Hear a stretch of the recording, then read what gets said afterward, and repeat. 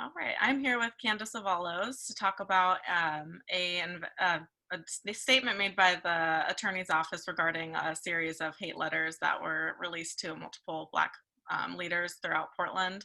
And thank you for coming tonight, Candace. Of And course. my first question for you is, why is it important that the U.S. attorney make this statement now? Well, I had mentioned this on Twitter when the statement came out. A lot of people were feeling like it was too little too late, and they're not wrong.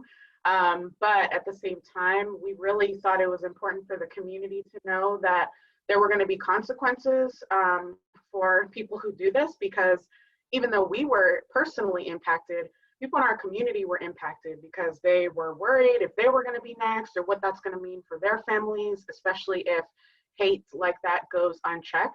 Our families pay the price. So we thought it was important that some kind of statement was made to show that they were investigating it.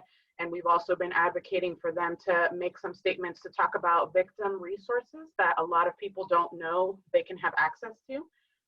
So yeah, we've been advocating in general for them to just communicate to the community so that they feel like it's being taken seriously. Mm-hmm. And when did you first ask the attorney's office to do this? And how did you go about advocating for it? Um, when? I'm gonna have to rack my brain. I honestly don't know. I mean, That's okay. couple weeks, I would say. We've been meeting with them in the last like month or two, I'd say. Camila Adams is the one who has been advocating for us to be in meetings with U.S. Attorney Billy Williams, and for us to just get more information about what's going on. So I would say in the last few weeks, we've just been pushing for that. And we've had other community leaders come to those meetings as well, people who were targets of the letter, as well as one of those letters had all those names, right? So we invited folks to come join us. And yeah, Camila's been kind of handling all of that, those relationships. Okay, gotcha. And regarding the actual letters themselves, how has being named in them changed your life?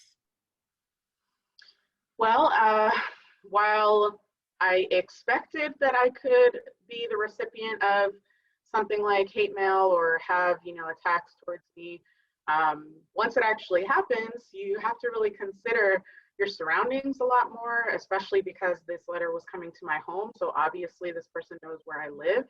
And it's really important to make sure that my safety is, I need to prioritize my safety. And at the same time, just like continuing to do what I'm doing in the face of it, because I think that's even more of a reason for me to continue to advocate for the things that I do in racial justice, because this happens. This happens to people in our community when they speak up. So it kind of lit a fire in me to be more vocal.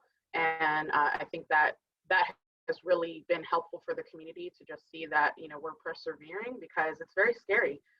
So I know people are watching, and I want to make sure that they feel confident that, like, no, we're not going to tolerate this, and we're going to, stand together and protect each other. So that it has changed my life in good ways, in the way that I've met awesome people like Camila, the organization that she founded, PDX Love Over Hate, because of the letters that she got back in July. She's been getting them for months before I got them.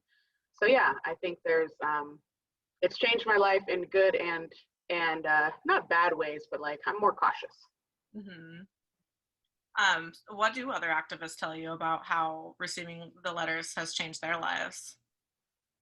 Well, again, it just makes them worry about what if they're next, and especially because the letters have included names of some of those activists. So it's just puts us on guard, and we have to. We've been taking care of each other and supporting each other, giving each other resources and all that. So that's been helpful. But yeah, it has an impact. It has a mental impact, an emotional impact, because you gotta look over your shoulder, basically. Mm-hmm. And then do you have any faith that law enforcement will catch the sender of the letters? I don't know. I mean, obviously, I hope so because that is to my benefit for this person to be brought to justice. But it's going to be hard. I mean, those kinds of cases I imagine are difficult to figure out because it could be coming from anywhere. But I know that they're working, like the statement said, with the U.S. Inspector General, I think it is, like the Postal Service Inspector General. So I'm hoping through that they can get some leads because they're going to have access to that information and being able to track things. But yeah, I don't know. It's been several months, and Camila again has been receiving them since early 2020, and we know it's the same person. I mean, it's clearly the same person. The handwriting's the same, the way that they talk is the same.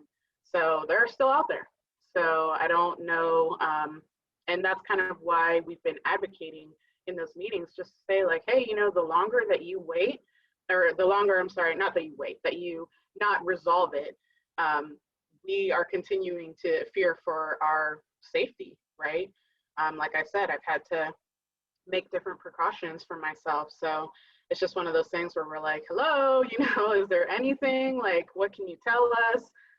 We would like to not sleep with one eye open, So yeah, that's kind of the latest, I guess. And are there any next steps in your you and Camila's advocating plans? Like I said, we really want to make sure that victims know there are resources available to them, things that I've learned about in this process that the state can offer, whether it's like helping with getting access to therapy services or just a long list of things that you could have. And I've had advocates talk with me and just kind of guide me through certain things and processes. So I think it's really important that the community knows that that's available to them. And then also, again, that there's communication about the status of the investigation, not just for us, but for also for the community. Mm-hmm. Well, that's all my questions for you. Thank you so much again. Yeah, Yes. sounds good.